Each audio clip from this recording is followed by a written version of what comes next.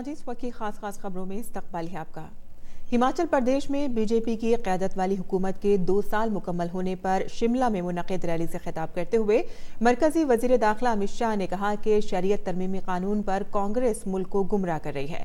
अमित शाह ने कांग्रेस पर अफवाहें फैलाने का इल्जाम आयद करते हुए कांग्रेस लीडर राहुल गांधी को चैलेंज किया कि वो कानून की कोई एक शिक भी दिखा दें जिसमें किसी की शहरियत लेने की बात कही गई हो।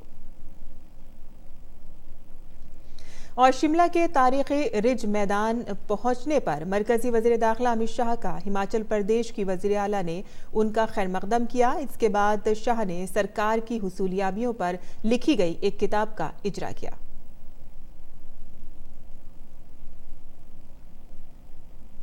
और शरीयत तरमीमी कानून के खिलाफ भड़के तशद्दुद के बाद उत्तर प्रदेश इंतजामिया पूरी तरह से चौकस है। आज जुमे की नमाज के पेश नज़र इंतजामिया ने कई जिलों में एहतियाती कदम उठाए हैं। लखनऊ, गाजियाबाद, मेरठ, कानपुर और अलीगढ़ समेत कई अजला में इंटरनेट खिदमात बंद कर दी गई हैं। यूपी के पुलिस सरबरा ओपी सिंह ने बताया है कि अमन कानून की सूरत हाल काबू में है। तशद्दुद की जांच के लिए खुसूसी टीम बनाई गई है। सोशल मीडिया पर भी नजर रखी जा रही है और 21 जिलों में बंद की गई इंटरनेट खिदमात को जरूरत के हिसाब से बहाल किया जाएगा। और शरीयत तरमीमी कानून की हिमायत में आज मुल्क भर के कई इलाकों में रैलियां निकाली जा रही हैं। बीजेपी मुंबई में आज एक बड़ी रैली कर रही है। आसाम की राजधानी गुवाहाटी में भी बीजेपी ने रैली निकाली। पुडुचेरी में भी बीजेपी सीएए के हक में एक जुलूस निकाल रही है।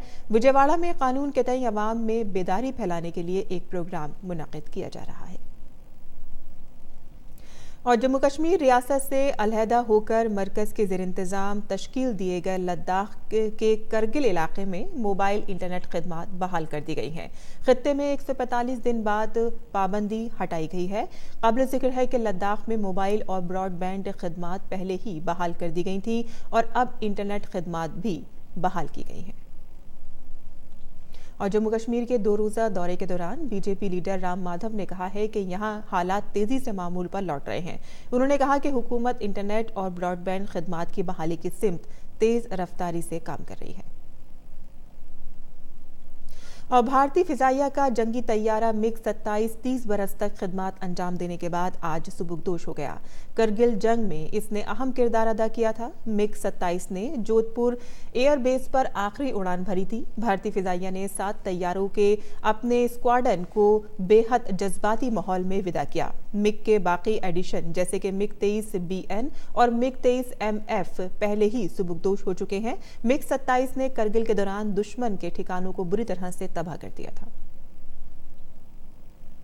और चीन की वजारत दिफा ने कहा है कि वज़ीर आज़म नरेंद्र मोदी और सदर शी जिनपिंग की मुसलसल काविजों से भारत और चीन के फौजी ताल्लुकात में इस्लाहात का अमल जारी है।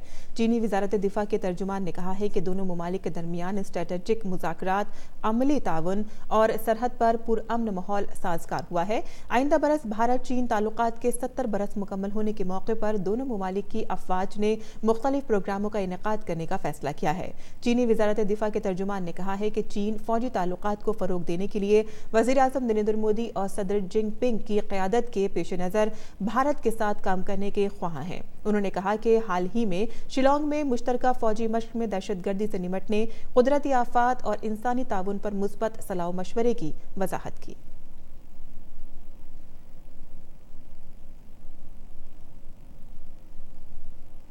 और कजाकिस्तान में आज सुबह एक मुसाफिर तैयारे को हादसा पेश आया है जिसमें अब तक 14 अफराद की हलाकत की तस्दीक हो चुकी है।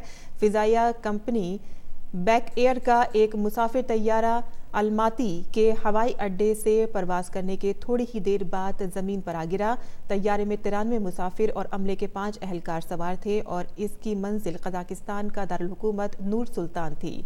8 बच्चों समेत कम से कम 60 जख्मी अफराद को मकामी अस्पतालों में ले जाया गया है। जहाज ने मकामी वक्त के मुताबिक 7:21 पर उड़ान भरी थी और जहाज की तरफ से आखिरी सिग्नल भी उसी मिनट में मौसूल हुआ था। इस वक्त की खास खबरों में फिलहाल इतना ही। इजाजत दीजिए। आदाब।